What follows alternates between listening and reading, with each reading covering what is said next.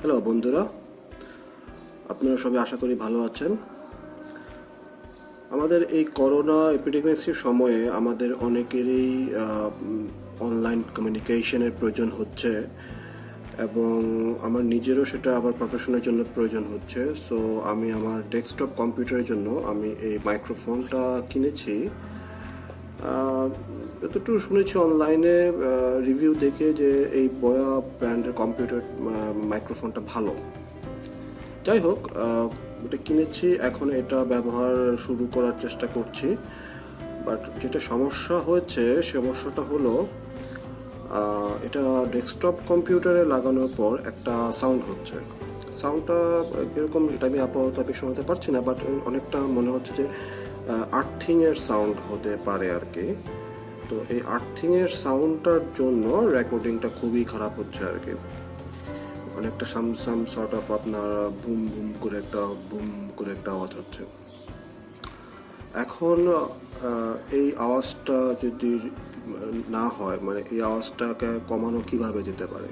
আমি অবশ্য আমার মোবাইল দিয়ে বা আমার ল্যাপটপ দিয়ে আমি ট্রাই করেছি, সেখানে কোনো সাউন্ড হচ্ছে না। বাট সাউন্ডটা হচ্ছে কোথায়? ডেস্কটপ কম্পিউটারে। এখন এই ডেস্কটপ কম্পিউটারে যদি আমি এটা ব্যবহার করতেই হবে, কারণ আমার প্রজেক্টগুলো সব ডেস্কটপ কম্পিউটারে, সো আমাকে ডেস্কটপ কম্পিউটারই ব্যবহার করতে হবে। সো আমি এখন কী করব?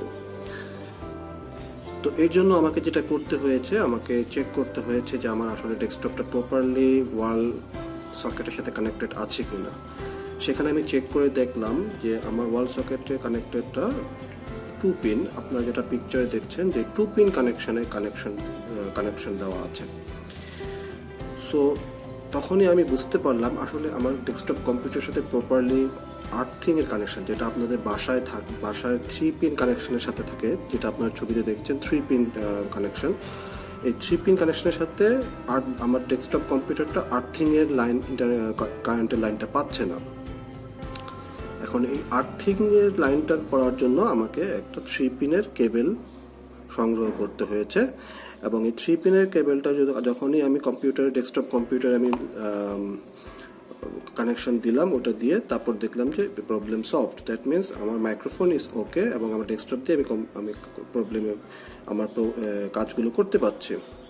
সো এটার জন্যই আসলে আপনাদেরকে এই ভিডিওটা আপনাদের সাথে শেয়ার করার জন্য, যে আমি পার্সোনালি মনে করছি যে হয়তো অনেকেই ডেস্কটপ কম্পিউটার, বিশেষ করে ডেস্কটপ কম্পিউটারে যারা মাইক্রোফোন ইউজ করেন, তারা হয়তো অনেকেই এই প্রবলেমটা ফেস করতে পারেন।